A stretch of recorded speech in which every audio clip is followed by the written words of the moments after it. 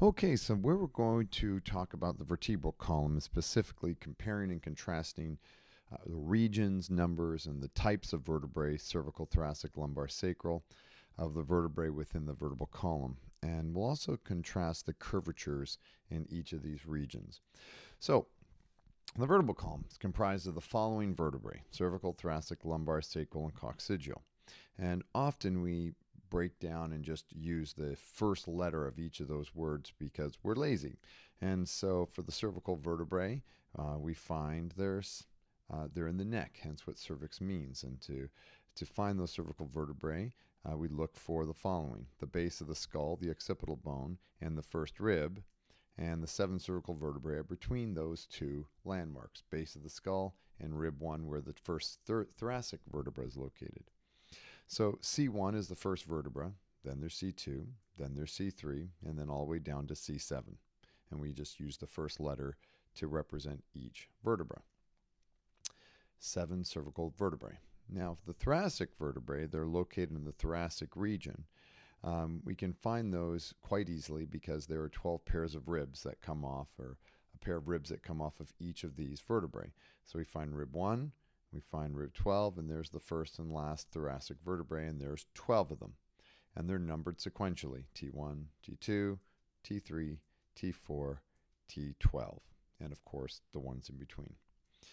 Then the lumbar vertebrae is located in the lower back, and these are found by finding that first rib, and then it's the first vertebra below that, and then all the way down to the last articulating rib, because then the sacrum is fused below that.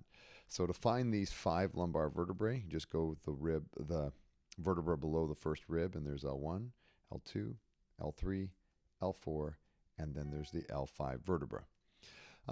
The sacrum is composed of 5 fused vertebrae, but even though they're fused, we still see a segmental organization for the S1, S2, S3, S4, and S5 sacral levels. And this is significant because they still have the spinal nerves that exit below their associated intervertebral frame, and the dorsal sacral foramen in these cases that we're seeing, but neural foramen nonetheless. And then finally, the 3 to 4 fused vertebrae that make up your tailbone, the coccygeal vertebrae. So there we have our vertebral column and each of the regions. The vertebral column consists of some curvatures, so that we call them primary curvatures and secondary curvatures. First is our primary curvature. So there we have a picture of a fetus, and notice that the fetus is in the fetal position, hence the name.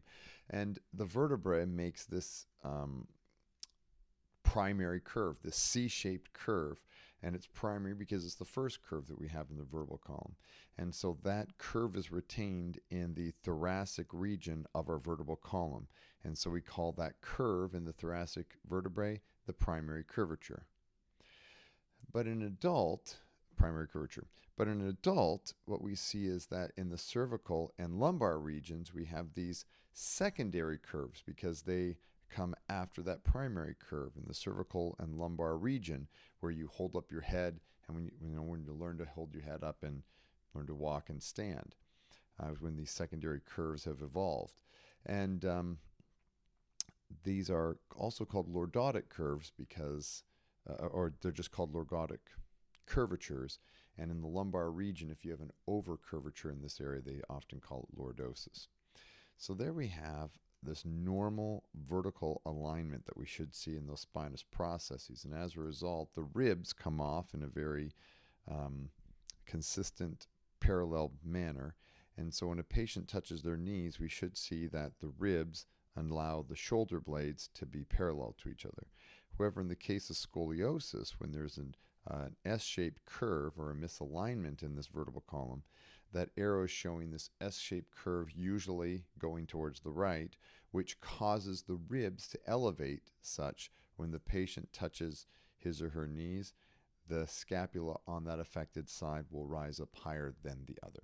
And here we have the basics of the vertebral column.